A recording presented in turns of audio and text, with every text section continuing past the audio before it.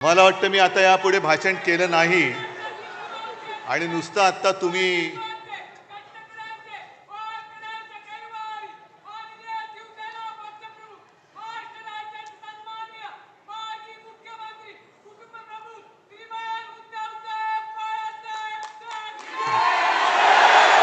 हा जयघोष जरी नुसता टीव्हीवरती आपल्या विरोधकांनी पाहिला तरी त्यांचे नॅपकिनसह सगळे कपडे ओले होतील.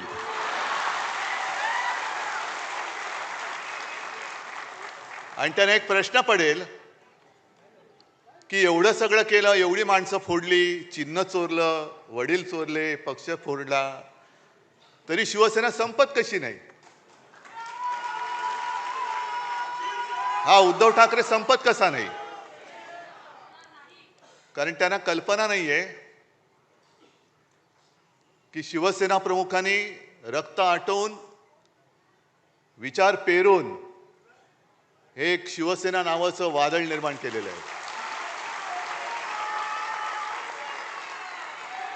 पैसे फेकून जमवलेली माणसं नाही आहेत.